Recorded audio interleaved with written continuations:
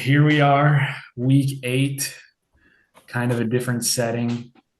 Our fearless talker, Philip Witter, is on vacation with the family, so he is not able to join us.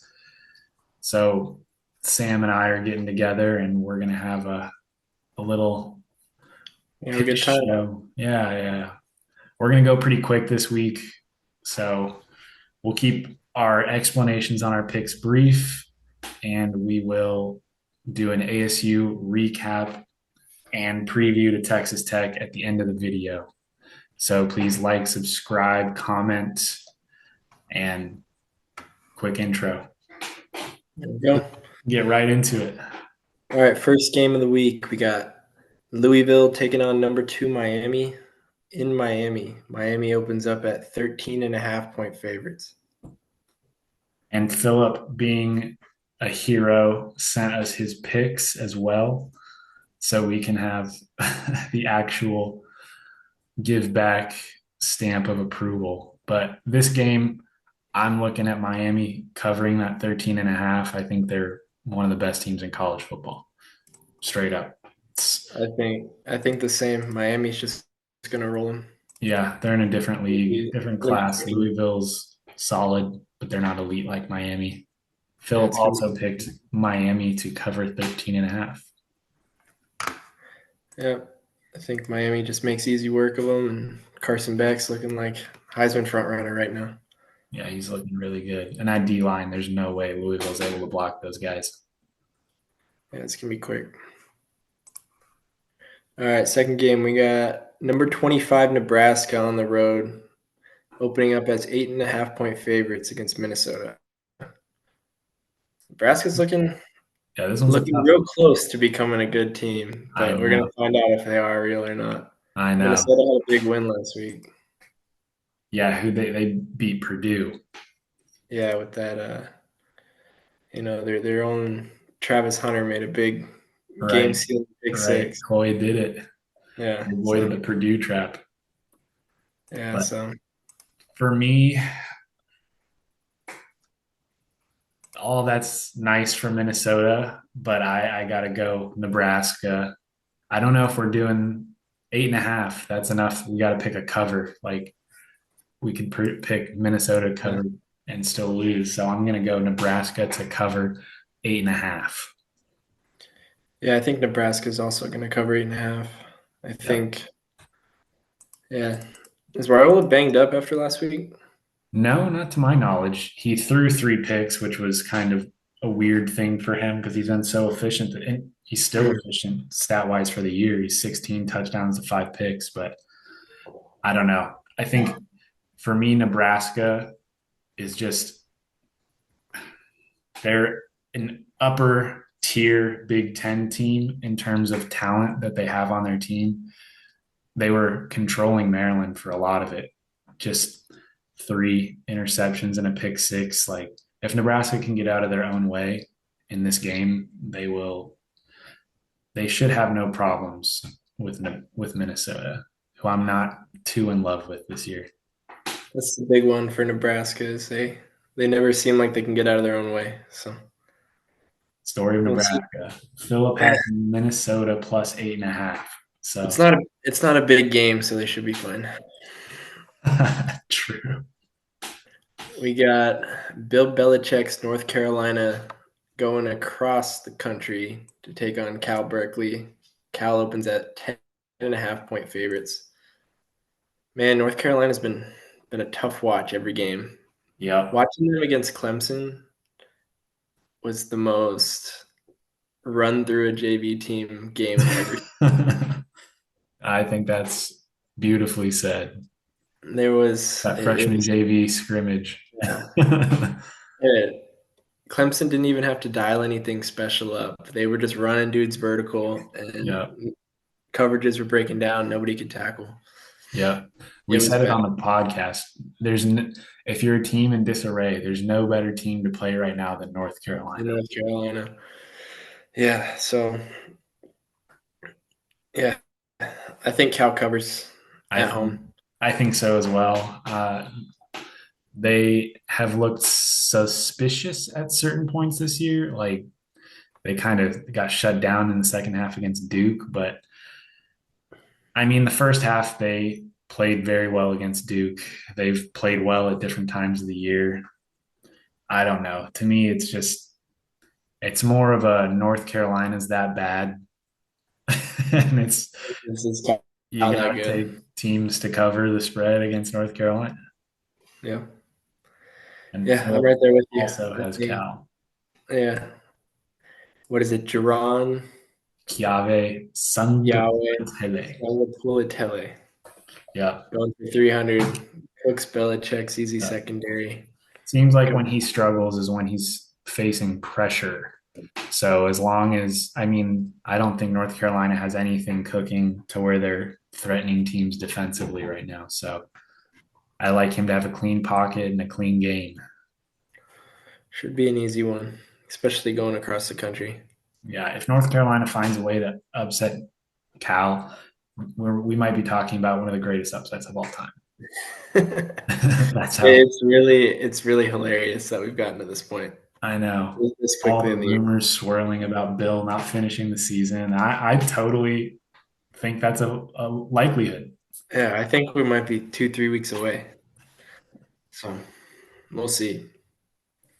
But rolling into our next one, we got a big SEC matchup. You got number 10 LSU going into town to play number 17 Vanderbilt. Vanderbilt opens up as minus 2.5 point favorites. That line is surprising. Yeah. In what world are you thinking Vanderbilt is ever a No. favorite against Did LSU? Vanderbilt have a bye week after Bama? Yep. Okay, that's why. But yeah, Vanderbilt played a tough game with Bama. Bama came back strong. They're looking like the Bama of old. But Hmm. Vandy still looks really solid. LSU's coming off a tough one, but we'll see, man. That 2.5 line is weird. I know. It's weird to say Vandy has a home field advantage, but Mhm. this season they do. I mean, they've got that program fired up. You took that It's Nick Saban line. exciting. You know what I'm talking about? Remind me. It was the Nick Saban line where he was saying every place in the Oh SEC yeah, is yeah, yeah, yeah, yeah. the bulletin board material. But what are you thinking, Will? Yeah. My I just have seen even in the loss to Alabama, you could argue that Vandy lost that game with two turnovers inside the red zone, where they could have easily made it a game or even won the game had Pavia just done taken care of the ball like he's done all year. I Mhm. think LSU's defense is really good. What I'm nervous about is they said Garrett Nussmeier was healthy for the first time really all season, and he still had some weird plays, overthrowing digs for interceptions, turning the ball over in the red zone. For me, it's just I need to see LSU do it before I can get behind them in a big game like this, especially on the road against a team that's going to be foaming at the mouth to prove that they're legit. So I like Vandy to win this game. Yeah, that's a I can tough, see it that's going a either tough way. one for me with LSU is that the defense looks so elite, Mm-hmm.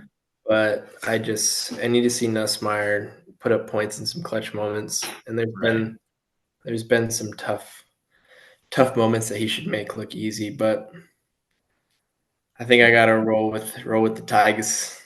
I We think know what that pick's about. yeah, yeah, That pick's a week in the future for Sam yeah. Hodge. That's a homer pick, but it'll be a close one. I mean, yeah, we'll see how Vandy comes out, but going Tigers. I think they win by Mhm.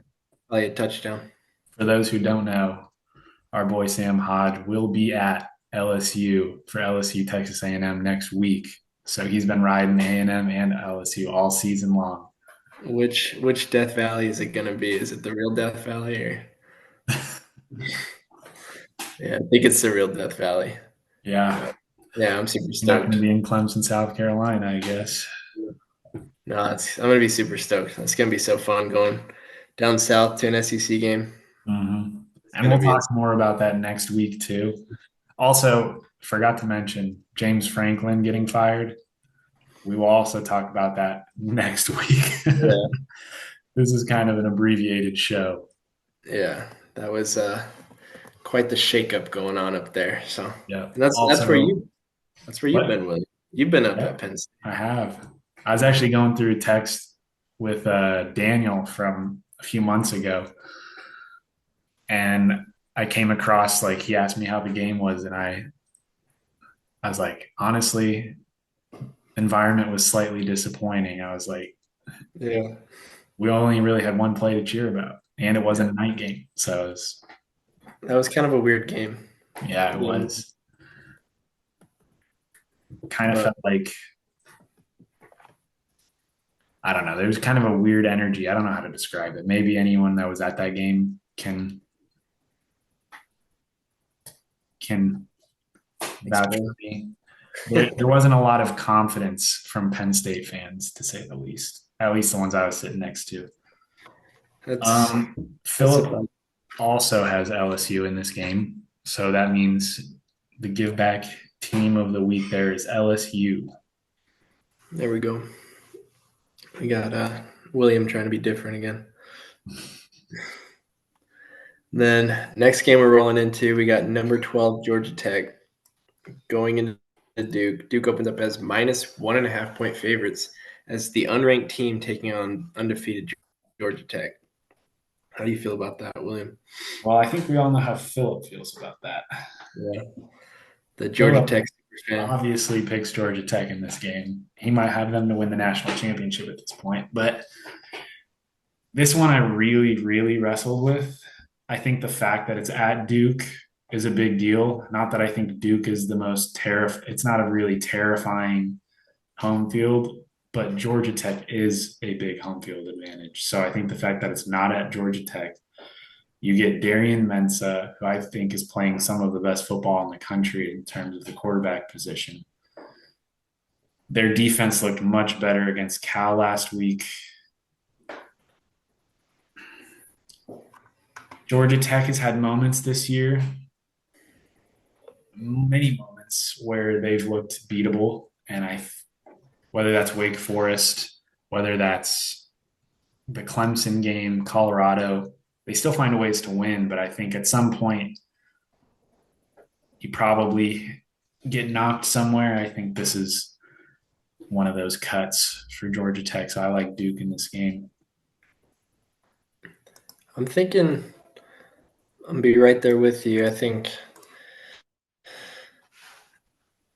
it just comes down to quarterback, and man, Darian Mensah is just playing unreal football Yeah, right now. And no knock to Haynes King and Georgia right. Tech. We love Haynes King, but he's just I, not making the plays with his arm that Darian Mens is making. yeah, and I think it's going to come down to that. So I think we're going to get a barn burner. Yeah. But if we can get, it's really just if Duke can win the turnover battle. If we can get another 300-yard passing, 3 touchdown Darian Mensah game, I think they can pull it out. Yeah. It's funny when it comes down to such a close game in your gut, you always tend to lean towards who's got the more elite quarterback. Yeah, that's what it comes down to. That's why what they were talking about on the Sunday night broadcast, where when the lines are down, it's kind of hard for them to get rolling. It really comes down to in big games if you can have that quarterback that can drop back and toss it around the yard. Right. So I think that's what it's going to come down to, and that's going to give Duke the edge this Yeah. weekend. All right, and our next one, this is my favorite game of the week. We got Washington going into Ann Arbor, Michigan opening up as minus 6.5 point favorites. That is a pretty hefty line. Vegas is liking Michigan a lot. I'm surprised it's that big, Yeah, honestly. especially after. But I feel like So Vegas has been. No, Vegas gave Washington credit. They were 6.5 point favorites on the road against Maryland. But okay. What are you feeling here, Sam? I think Washington is just such a sleeping. I mean, I wouldn't even call them a sleeping giant. I just think they're going to keep getting better as the year goes on. I think Washington's going to potentially finish as a top 15 team in the country. They just really passed the eye test, and Mhm. I think part of it is I really have a fun time watching them. Yeah. Michigan, man, that watching them against USC. I mean, USC's played unreal this year, but I just don't know if Michigan can. I don't know if Underwood's there yet, where he can compete in these big games. When, just like we were talking about, when it comes down to the end of the game and you just got to throw it around. I don't know if Michigan has the weapons either.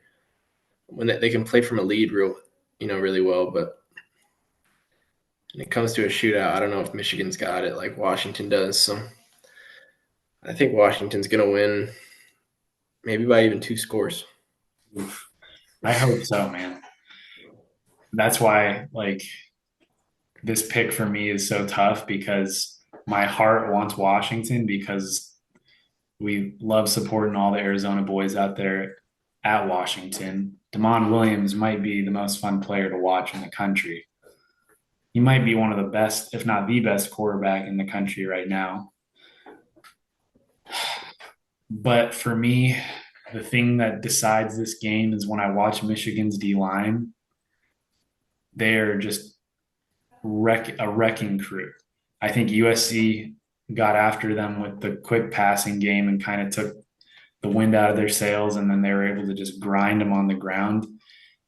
But I'm not so positive that Washington's O line is the same as USC's O line. So I think Michigan has a strong advantage in that Michigan's D line over Washington's O line.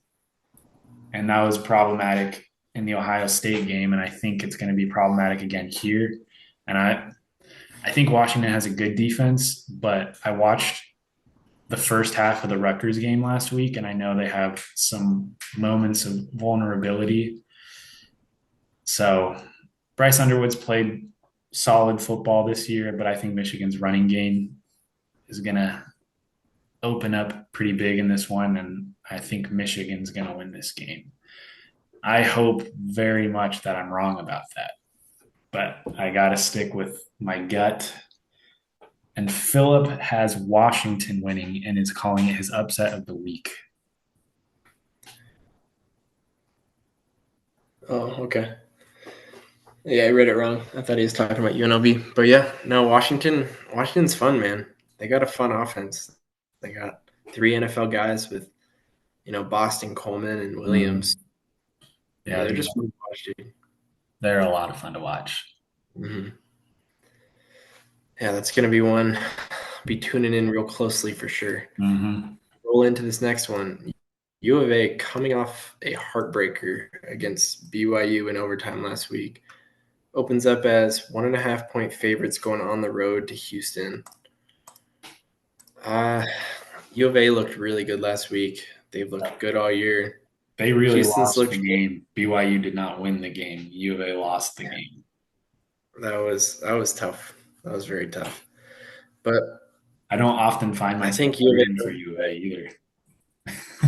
What's that? I don't often find I know myself me either, rooting for U of A. unless it's BYU. Right. BYU's BYU they're getting is right up there. a special circumstance. But yeah, I think U of A just played more consistent football than Houston this year. They've looked good. U of A's looked good in every game they played. I think U of A covers. I Yeah. don't think they win by a whole lot, either by a touchdown or a field goal, but I think U of A takes this one. I'm right there with you. I think Houston has looked okay at times this year. Well, I think they just looked okay. Like they look like a solid team. I think U of A has more upside offensively. And Wegman, to me, I'm hesitant to trust his arm to win games for Houston. I like Dean Connors, their running back. I like Cozy all the tight end. For me, again, when you come down to these games, it's got the better quarterback, and I think Fafita is the better quarterback than Connor Wegman, and that's why I like U of A in this game. Philip has Houston in this game, so the pod will pick U of A.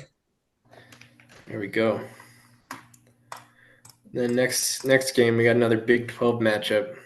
We got Baylor going into TCU. TCU opens as -2.5 point favorites. This is a tough. These two teams are very similar Very. when it comes to where they're at in the Big 12. Like the Spider-Man meme where they're pointing at each other. It's like this game, Baylor and And TCU. and you just got two unreal quarterbacks with Sawyer Robertson and Josh Hoover. Mm-hmm. I do think it's going to come down to which one of them is playing better. I think Josh Hoover is the better of the two, and I think being it that TCU's at home will give them the slight edge. Yeah. I think TCU wins and covers, but it's same thing, touchdown or field goal. As well. If this game was at Baylor, I think I'd pick Baylor, but I think because it's at TCU, I'm gonna go with TCU. To me, the home field decides this one. Very similar teams. Josh Hoover had a really weird performance last week where he just missed some reads on some throws. If he just you look to the seam on 4th and 1 or whatever it was, you got a touchdown. You look to the sluggo on 4th and 3, you got a touchdown. It's a different ball game. I don't know. But I agree with you, Sam. I think Josh Hoover is the better quarterback here. No shade to Sawyer Robertson at all. I think he's got a lot of talent, but man, I can't help it that I'm a Josh Hoover fan. Yeah, I think if you're an NFL scout, you might like Robertson more because of the intangibles. I think Hoover's closer right now as a passer, more Yeah, polished as a passer. But hey, if an NFL team can turn Sawyer Robertson into Justin Herbert, then good on them. right. But next one, we got one real close to home to Oh, you, Willie. Philip picked Baylor in that game, by the way. So he's against the pot again. Next game, we got Army going into Tulane. Tulane opens as 9.5 point favorites. Oh man, Yeah, this is a tough one, man. Very, very tough one. Philip, I'll read his off first, has Tulane covering this 9.5 point game. And I've kind of found myself on a pendulum going from like when I found out we were playing Tulane, like, oh man, they're going to cover. Like Tulane's so good. And then I don't know, I just kept thinking about it. I kept looking at the slate, looking for my upset pick of the week.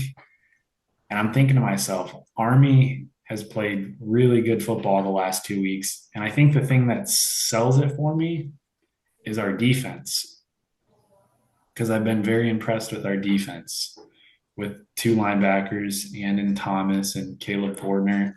Got a good edge rusher, two really good safeties. I think our defense will make enough plays to keep us in, like, to get them off the field for one or two drives. And I think Army's offense to just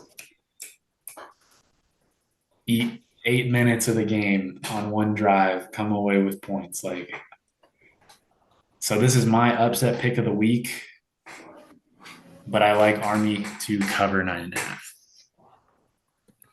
yeah, I think Army's going to cover 9.5. Tulane's played some really good football. Mm-hmm.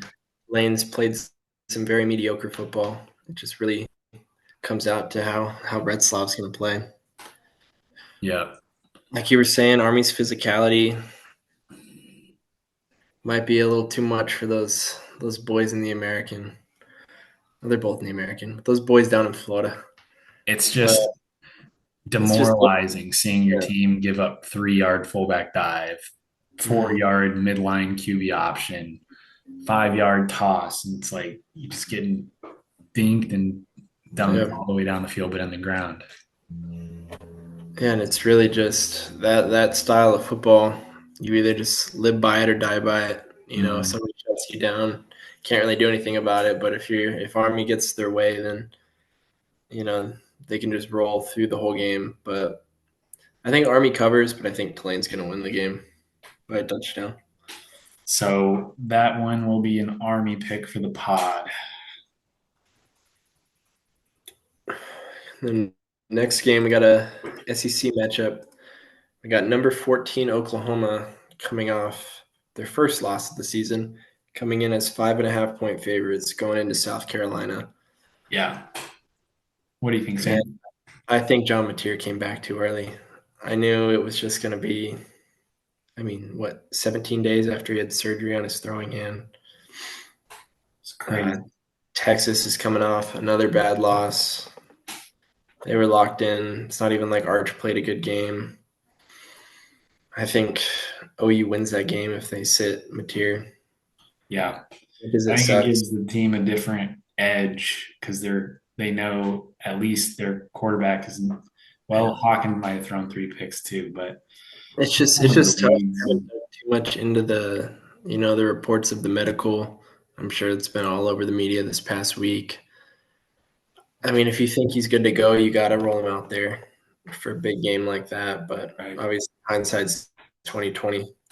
But man, I hope this doesn't derail their season. South Carolina's a very, very tough out. I think South Carolina is a top 25 team in the country that's had some unfortunate losses this year. I think they're just, they got one of the best quarterbacks in the country. They got one of the best D linemen in the country. They've Mm, played a lot of teams really tough. They've had some unfortunate losses, but this is going to be a good game. it will So be, we really don't know what to expect. I think South Carolina. especially at South Carolina too. I think I'm going to go with South Carolina in this one. I think South Carolina's going to win. I don't think.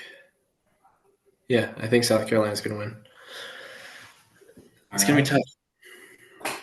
For me, South Carolina just fired their offensive line coach, which seemed quite necessary given what we've witnessed from South Carolina. Like all season, even think back to Virginia Tech in the first game of the year, their offensive line really struggled to protect Lenore Sellers. And that hasn't changed. I think what they gave up like 9 sacks to LSU. And I think Oklahoma's pass rush is even better than LSU's.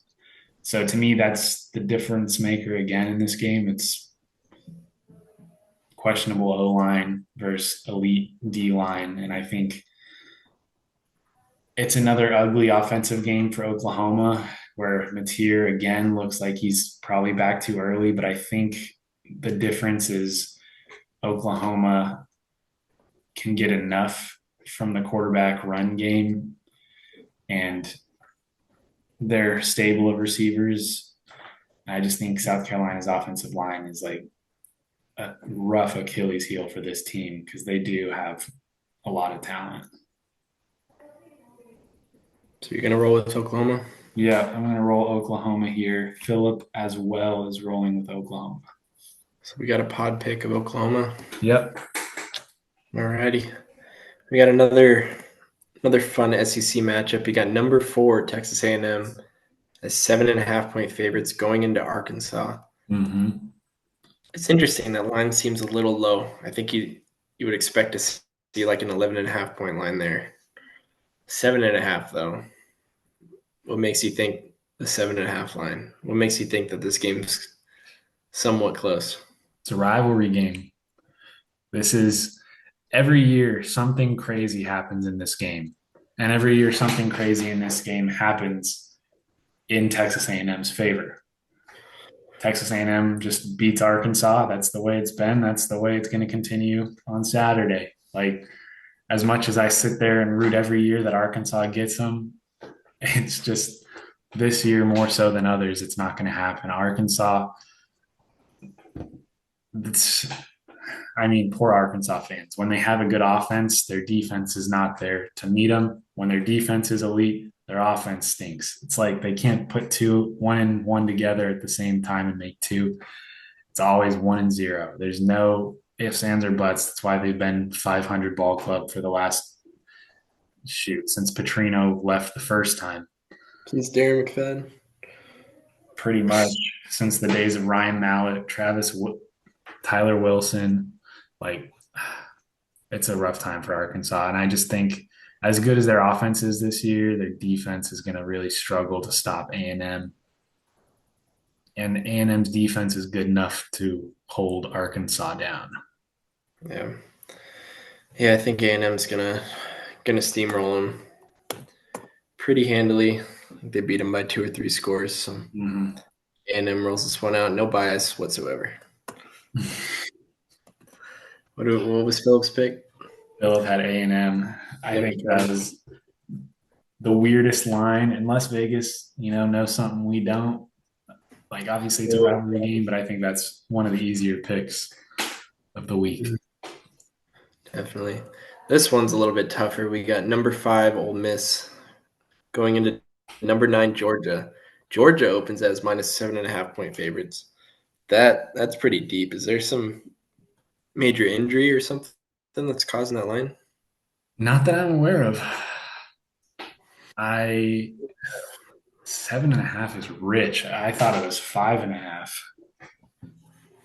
That's I don't think it's a 7.5 point spread favoring Georgia. That's crazy.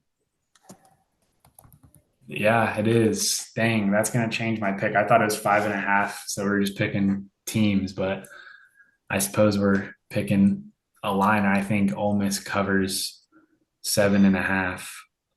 They had a rough outgoing against Washington State, who's a sneaky team. You could argue they were looking past Washington State to this game. I don't think, I think a good thing happened for Ole Miss in the sense that they got roughed up by Washington State. It's like teams usually lose the games where they find out what their flaws are. But if you can win games like that and keep moving forward, I think that's a benefit. But I just don't think on the road at Georgia, this Ole Miss team is going to be able to win that game. I think their defense is good enough to make it challenging for Georgia. I think their offense is good enough to cause some havoc, but I just think Georgia right now at home is a big deal. I think they're just a little bit better overall of a team than Ole Miss. Yeah, it's a bit of a tough one because you're really just factoring in that environment going into Georgia. 7.5 is very rich. Mm-hmm. Georgia hasn't. I mean, a lot of like Tennessee was able to hang super well. I think Old Miss has the athletes to hang with them. I'm gonna go Ole Miss here. I love it.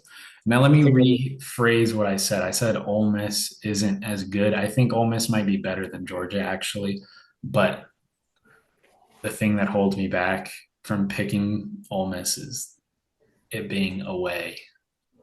But yeah, I love that you did that. I want to do that, but my gut is telling me Georgia. Gunnar Stockton. I just every time I think he's not really that guy, dude. He's like his clutch time performances, like his third down and fourth down plays, are just insane. He's so good when it counts, and I think uh, I just need Georgia to throw the ball like 100 times a game because they have the receiving core to just go out there and destroy weird, teams. a weird ask from a Georgia program. I know, but you got Zachariah Branch, Noah Thomas, Colby Young, London Humphreys. I mean, it's crazy receiving core. Crazy. Yep.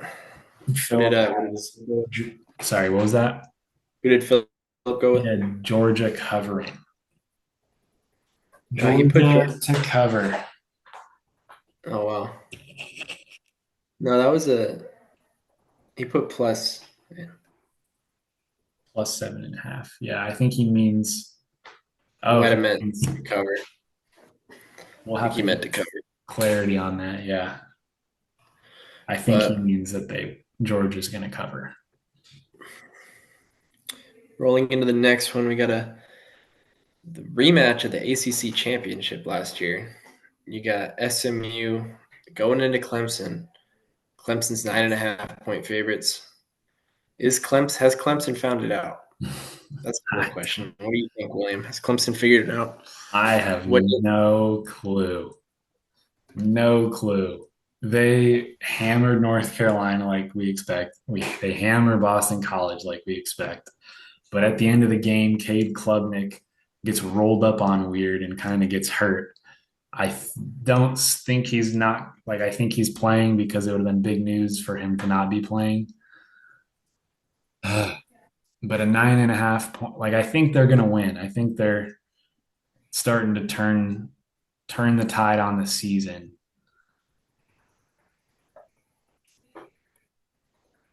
But I don't know that they cover 9.5 points against SMU. Yeah, it's gonna be. Or Kevin do they? Jennings, Or did it? Or was Bill Belichick the get right game, and now Clemson is who we thought they were going to be preseason? and I hope so for Dabo. But Yeah. I Oh shoot, think we do only have 2 minutes and 30 seconds left, William. that's okay. We can just run it back on another one. Here, we'll Okay. end. We'll finish the SMU game here, and then we'll Okay. start over. So, did you finish your point?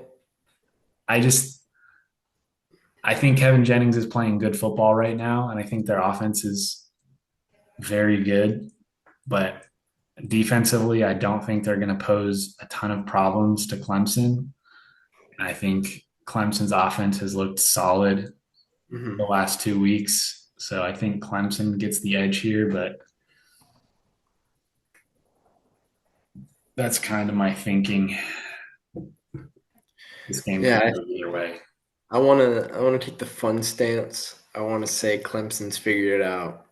I want to say Klubnik and Clemson has a huge game this weekend. They air the ball out. Klubnik throws for 300 yards. They win by 17. Clemson's back.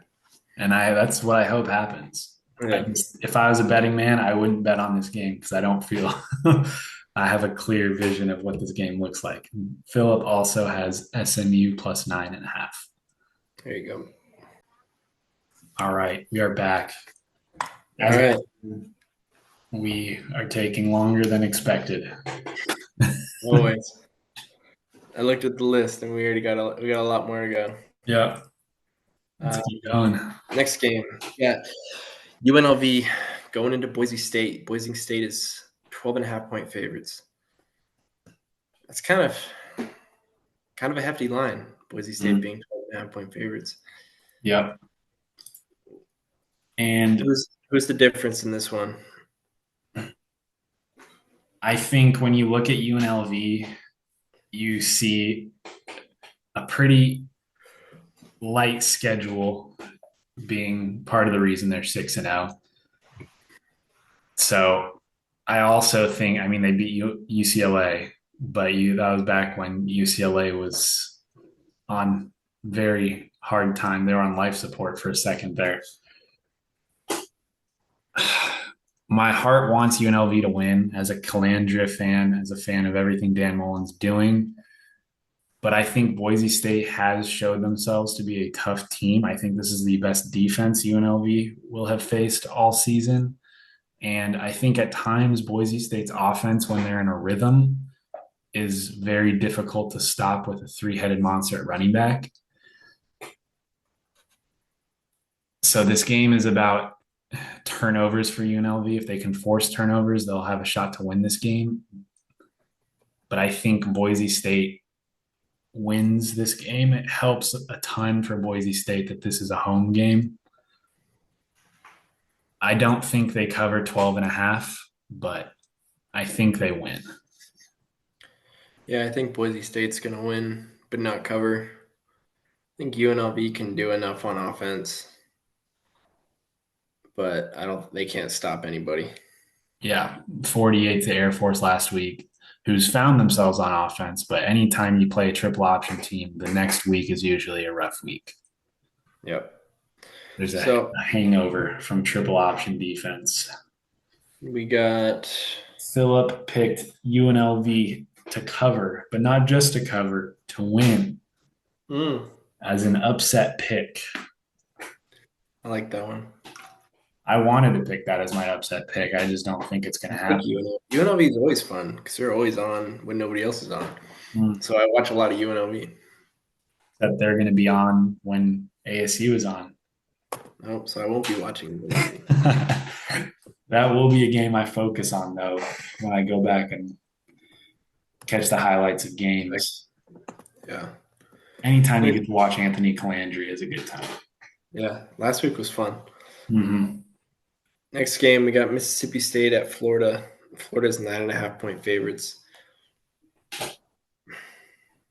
Mississippi State was That's so close to becoming a problem, mm-hmm. And I but don't think they figure it out this week either. no. But I think Florida covers. Florida's got too much firepower on offense. Yeah, I think that's problematic for Mississippi State's defense. I think Florida's offensive line is going to be too good for Mississippi State's D line. They're going to be able to run and throw. And I just think Mississippi State, like Florida's defense, is still really good. They still give teams fits. I think Florida wins this game. The question for me is, do they cover? Because I think Mississippi State is still a scrappy team. As they took Tennessee down to the wire. They beat ASU. They've got good ball on tape. I like Mississippi State to cover. I just don't like them to win. I think Florida's going to cover. Let's I see think what. Dallas Wilson, DJ Lagway are going to keep heating up. Yeah, dude, those guys. What a combination Florida has for the next year to 2 years. Probably got one more. One more out of Lagway. Yeah, one more out of Lagway. Maybe two, though. Who knows? If another Yeah. year like this for next year, he might come back for a fourth. Phil Yeah. has Mississippi State plus 9.5. So we have Mississippi State covering this game as a pod. Next game, we got number 8 Oregon coming off their first loss of the year. 17.5 point favorites at Rutgers. 17.5 all the way across country. It's a lot. And coming off a loss. Yeah, But I think Dan Lanning's going to have them ready to play. I think if there's a coach that can get a team ready to play on the road, it's Dan Lanning. mm, Um, playing 2 East Coast. This is just like I keep talking about it. The West Coast teams in the Big Ten and the ACC, like that's got to be tough on you. yeah. Like, I Oregon, wonder if they go all the way back another to year. Oregon. I wonder if the team stayed on the East Coast. Well, they played at home against Indiana Oh yeah, never mind. 2 weeks But ago. They did the Penn State thing. Yeah, yeah, it's still just a lot. it is. Yeah, they probably won't schedule them 2 East Coast games in a row. But if they did, like, do you not go home? It's a Like, great how do you deal question. with that? And like, Good question. one thing if you're like a football team that can do it, because you have all the resources. But it's like, okay, what's the men's water polo team gonna do when they got, it's just it doesn't make sense. Right. 17 and a half. I still think they cover. I think they're just gonna keep it simple. They're gonna run the ball all over them. Yeah, give me Oregon to cover, even though I it's gonna think be tough. I think so too. This is a. I think for me, I will not be surprised if Rutgers covers this spread because I am a big fan of Rutgers offense. I think they're a really, really good offense. Teams have a lot of trouble stopping them. And I think they can do enough to cover. But what I don't, I won't pick that because I think there's another one I wouldn't bet on. Like, I don't have a clear feeling about it, but my feeling is that Dan Lanning coaching a pissed off Oregon team that just got embarrassed at home. It almost narratives matter almost to no one else more than Dan Lanning. Like he will use whatever narrative is being pushed as motivation and they play even harder. So I think Oregon covers, but Philip also thinks Oregon covers. So that is a clean sweep, but I'm nervous about that cover. Yep. Next game, a little bit more of an interesting Big Ten matchup. You got Penn State coming off the firing of their long-touted head coach, James Franklin, versus Iowa. Have they named Iowa, an interim? huh? I don't Has Penn State named an interim coach? Let's find out.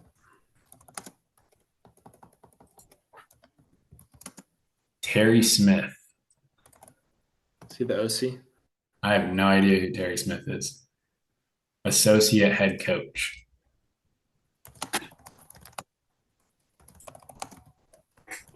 Don't know anything about Terry Smith.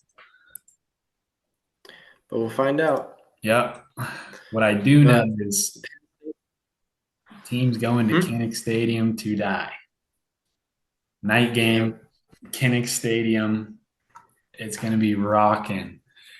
This is always a close matchup, always a tough matchup. Penn State usually wins this matchup. As an Iowa fan, I know that all too Who's gonna well. be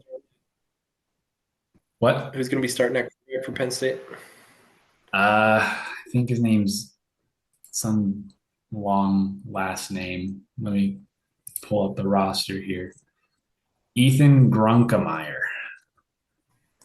He is a freshman, 6'2", 212. Oh, they got a kid from Chandler as a quarterback. His name's Beckham Kritza. He will not be playing as a starter. But yeah, freshman Ethan Grunkemeyer will be the starter. Drew Aller hurt for season. Again, that's something we'll probably discuss in the James Franklin thing. But you're going to put a freshman on the road in his first career start. Maybe true freshman. I don't know if he's redshirt or not, but a freshman in his first career start against Phil Parker's defense in Iowa at night. I mean, this couldn't be a bigger Iowa hammer than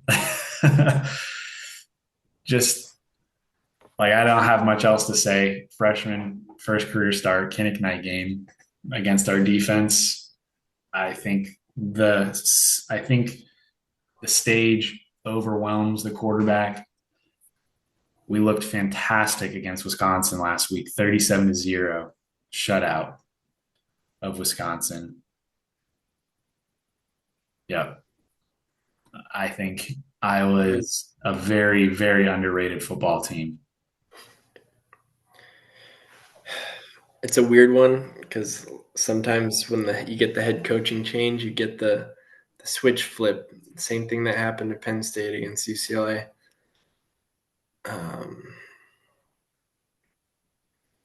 But like you said, it's a far stretch with the freshman quarterback playing against that Iowa defense at their house, night game. I was going to cover. Yeah. Philip also has Iowa covering, and I will be, well, that's when the wedding starts. So I'll either be really sad after the ASU game or elated, and it's going to be during the wedding. So I don't know if I'll have time to watch that one, which stinks, but I will Yeah, be keeping a close eye on that game. of course.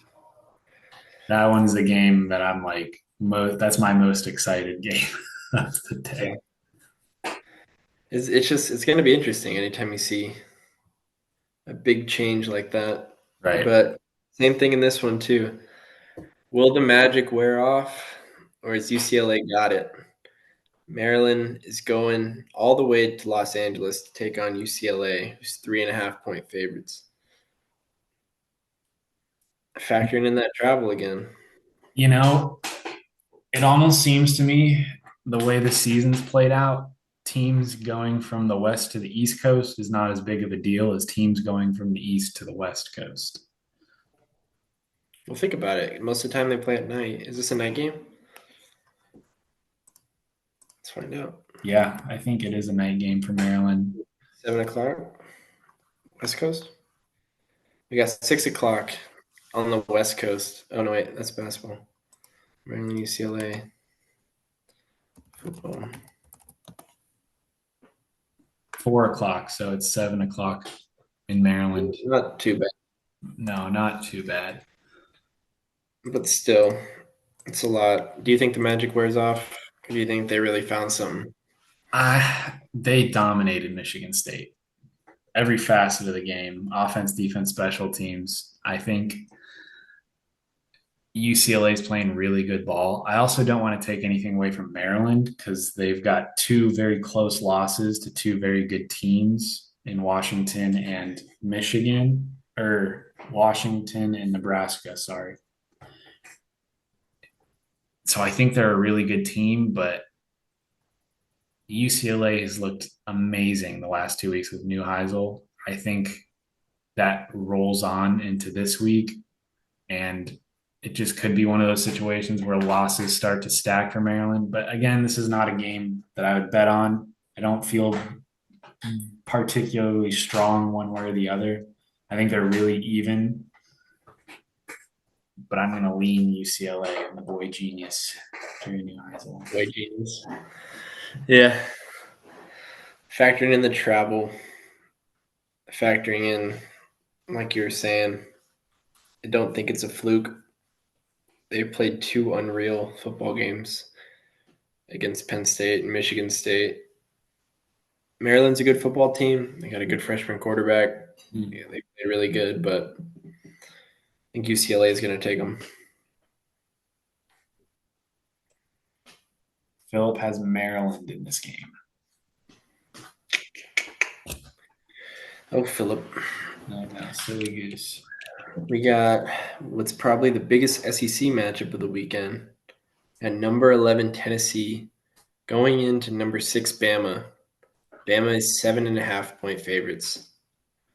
It's a crazy line. Yeah, but Bama's looked that good.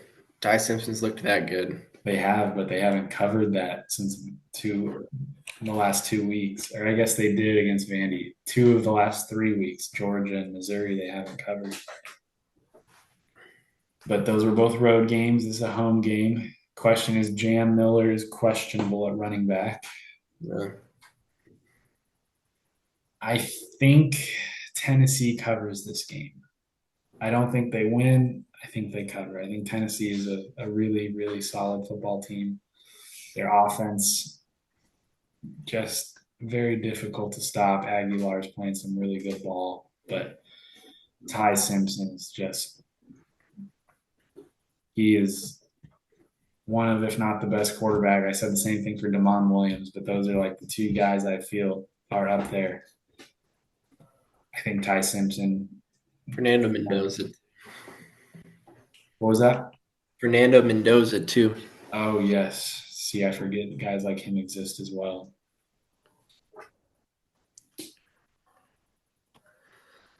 Yeah. Give me Bama to cover. I think the magic's real. I think they're going to come out cranking again. It's fireworks, and they're back. They never left. Oh, Philip has Tennessee, so I don't think he knows the spread of this game. 7.5, is that a pick 'em or is that a I think it's just to pick them at that point. okay? Then we're picking Alabama. Next Philip game. picked Tennessee, so Philip's rolling the dice there. It's a big upset. Oh, yeah. I don't think they can do it. Bama's looked good. Mm-hmm. Got number 20 USC going on the road to take on number 13 Notre Dame. -9.5. That's a big one. USC is really good. What do you think, Sam? I think USC just looked unreal last week, and they've looked great all year. They had some poor clock management against Illinois, and if that didn't happen, they'd be undefeated. They'd be a top 10 ranked team in the country. I want to pick USC to win. I'm going to do it. I think USC. Right. There you go. I think Makai Lemon's looking like a top 3 receiver in all of football. He keeps making unreal plays. Just every. Yep. He is insane. Same with Jacoby Lane. They got guys on the front seven. They They got Jordan Mailata playing really well. They did have some running back injuries this week, though. Yeah, Wayman Top two. Gordon and Eli Sanders both. Yeah, so that is a big hit. But the other That, guy, King Miller, came in and ran for over 100 against Michigan, I believe. but I'm still rolling with the Trojans. Give me USC to win. There you go. Yeah, King Miller ran for 158 yards. Yeah, I want. This is a tough one for me because I think these are two of the most underrated teams in the country. People keep saying Notre Dame shouldn't be ranked as high as they are because they have two losses. And I say to that, Look how they lost. right, I say you're crazy. They lost at Miami, who's arguably the best team in the country other than Ohio State, by three, had a chance to win it at the end. And it was week one. Week one, true fresh or not true freshman, but like first career start for their quarterback. And then the next week they're at home against A&M, who's also now a top five team. And if they Yeah, hold on an extra should have. point, they go to overtime or at least win the game. Like it's a different feeling when you're up 7 versus 6. So it plays out different. But I think Notre Dame has shown like since that game that they're one of the best teams in the country. And I think they will this week. Like to cover 9.5, I think that's a bit rich. I think USC covers that. What was Phillips? Philip said Notre Dame 9.5. Dang, he loves the Irish. So we got USC to cover in this one as a pod. Got you. And we got number 16 Missouri coming off their first loss against Bama this weekend, opening up as 1.5-point favorites versus Auburn. Give me Missouri, hammer Missouri. You like Missouri that much? Against Auburn, I do. I think they This win was by a two. tough one for me to pick, but I think I'm going to settle with Missouri. I just when you got a tough game, you pick the better quarterback. I think Bo Prabula is the better quarterback. I think Missouri's got better pieces, and I think they'll be able to stop the run against Auburn and get a victory. Philip likes Auburn to get this win. Mm. The thing that scares me is like Auburn is kind of a wounded animal right now. And they're really playing for Hugh Freeze's life right now. So just a dicey game, but I think Missouri wins. We can keep it rolling. We got a big state of Utah matchup. Holy Number war. 23 Utah going on the road, 3.5-point favorites versus number 15 BYU. Watching what Utah did to ASU last week, Devin Dampier's electric. That jet motion, power read run game, super sophisticated. They got tight ends who can block out the wazoo and catch the football. Mm-hmm. Defense was flying. BYU barely snuck out a game against U of A. Looked a little suspect on the back end. Give me Utah, hammer Utah. Yes. They're not having to travel far. Give me Utah. I want to say Utah runs them out of the building, but genuinely, this is going to be the most underrated environment in the country. This game at BYU, 6-0 BYU versus 5-1 Utah. I mean, they are going to be, it's going to be crazy. That's going to be an insane environment. And so I think for that reason, BYU hangs around a little longer than they should. But I think Utah is far and away the better team in this game. Mm-hmm. I have that much respect for Utah. They kicked our butts. Up and down the field. It was a bad watch. Tough. But and then we got Philip also has Utah to cover. That's one I feel pretty good about. Yeah.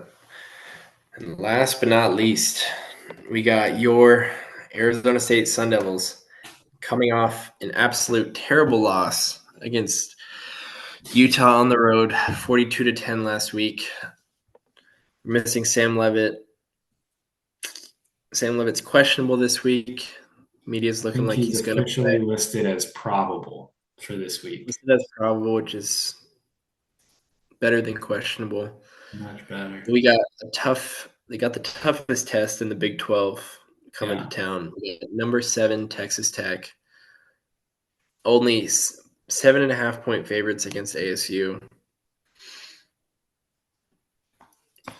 Should we do the recap of last week first before we head into? I think we kind of covered it in the Utah. There wasn't. There's nothing going on for ASU on offense. It was just watching Devin Dampier just completely control the game. Had over 100 yards rushing in the first half. The game was raining like crazy. Jeff Sims kept, missed a lot of throws.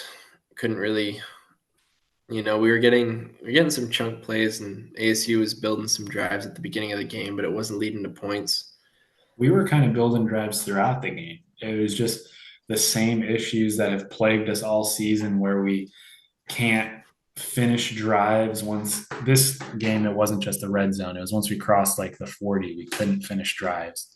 We'd spend 7 minutes of a quarter driving the football meticulously, methodically. And then all of a sudden you get down that far and he overthrew Jordan Tyson on 2 touchdown throws where he was wide open. Now that wouldn't have made a difference in the game because our defense got destroyed. I mean, and I can't even sit here and say it was bad effort. Like there may have been bad effort on a few plays. It was just They're just good. sloppy. Like the one word I would use to describe ASU season up to this point is sloppy. And it's slob everywhere.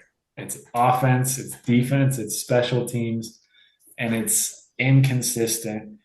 Elite play at times, okay play at times. What are we doing play at times? Like, and it was just tackling this Mm-hmm. week. We could not, we would have Dampier dead to rights sometimes, and he'd just, we'd get our head over our feet, dive and lunge, and he would make us look silly. Mm-hmm. And I Yeah. shout out to that I mean, it Utah was just a whole MC. lot of the same. Yeah, that was. I had a lot of fun watching them drop some of those motions and shifts and, Yeah, you know, Dampier power read, head and kick. It was fun. I don't think we stopped the jet sweep It for was less fun to than five watch. yards.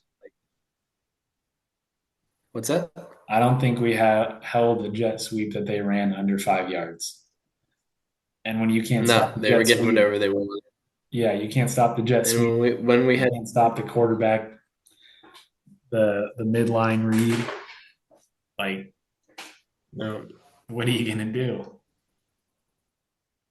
nope, and when we had them angled out, they were making guys miss too. So Yep, it was just a they were doing whatever full, they wanted. full destroying coverage bust, infinite time in the pocket.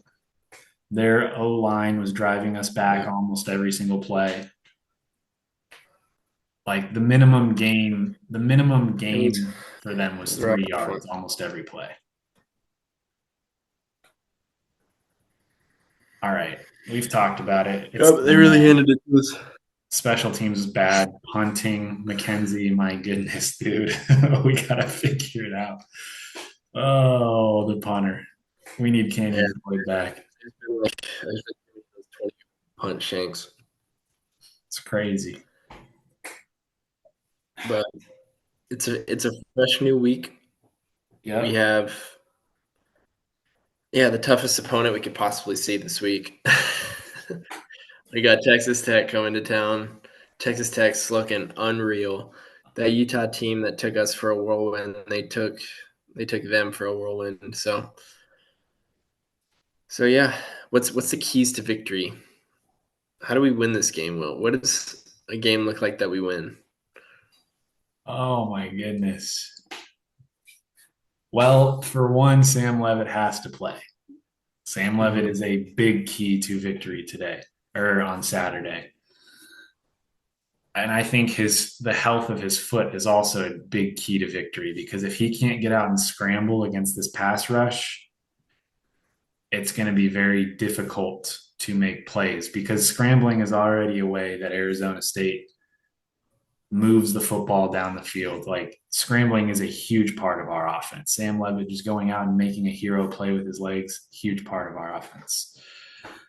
Other things, I mean, we got to get creative with the play calling. We can't expect to get up there and run stretch zone. We got to be more creative. It seemed like Arroyo was very predictable to the Utah D coordinator. I mean, tons of times he's running the zone read with Jeff Sims, and they're bringing edge pressure, they're bringing nickel pressure right to the side. There always are guys accounting for the running back and the quarterback. Almost every single time we ran the zone read, like just finding ways to mix up play calling. I mean, we'll probably have to get a trick player too.